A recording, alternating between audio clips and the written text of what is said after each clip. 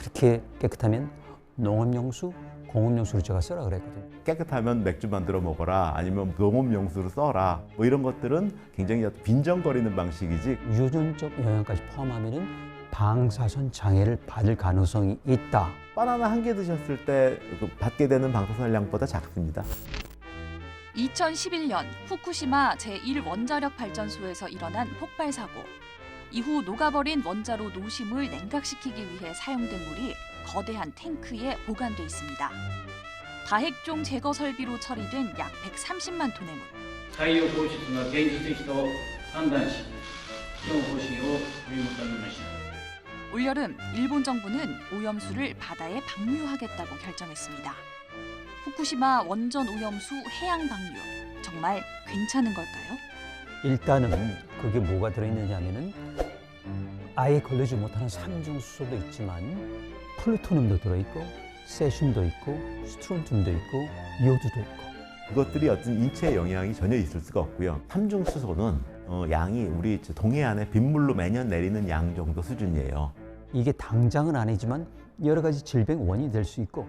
세슘이나 이런 것들의 양은 오염수의 뭐 0.0001% 이 정도밖에 안 돼요. 그래도 걱정할 만하다. 특히 그런 혈액암도 있지만은 고형암, 종양 이런 부분들이 충분히 일어날 개연성이 있기 때문에. 오염수에 포함된 방사선 물질을 걸러주는 알프스 장비에 대한 의견은 어떨까요? 알프스를 통과시켜가지고 나온 물을 다시 방사선 검사를 해서 기준치보다 높으면 다시 집어넣고 해가지고 여러 번. 100만 톤을 넘었어요. 그러니까 보통 할 수 있는 거에 한 1000배쯤 돼버린 거죠. 이 지하수, 냉각수에 전부 그 찌꺼기들이 있어요. 물은 통과하는데 그런 것들이 먼저 걸려버리죠. 필터의 성능이 안 좋아졌다. 그럼 이제 교체하면 되는 것이고요. 교체하는 게 쉽지 않다고 말씀드려요. 멈춰야 되는데요. 지하수, 냉각수 어떻게 계속 몇백 톤씩 나오는데 그럼 바로 바다로 가니까. 후쿠시마 원전 오염수의 해양 방류 처리 적합성에 대한 의견도 엇갈렸습니다. 깨끗하면 농업용수, 공업용수로 제가 써라 그랬거든요. 그리고 액체 보관할 수 있습니다. 콘크리트로 만들 수도 있어요. 우리 일반적으로 우리 공장에서도 이제 폐수를 배출을 하는데 기준치 이하로 만들어서 배출을 합니다. 그거 가지고 농업용수 쓰라고 하지 않잖아요. 상수도 물 수준인데 마실 수 있으니까 버리지 말고 도쿄 상수도원에 직접 연결하면 바다에 뿌릴 이유가 없잖아요.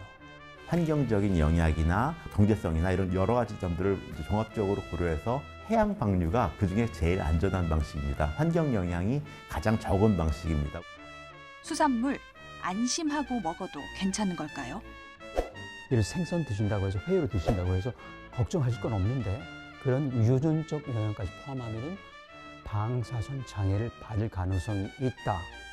드시고 아무 문제 없으면 저한테 이제 100원 주시고 문제가 생기면 제가 100만 원 드리겠다.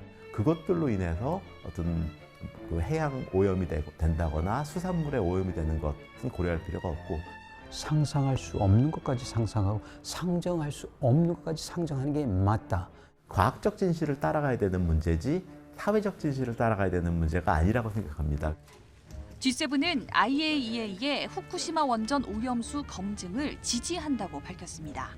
일본 정부는 IAEA의 국제 검증에 대한 결론이 난 뒤 이르면 7월부터 방류를 시작할 예정입니다.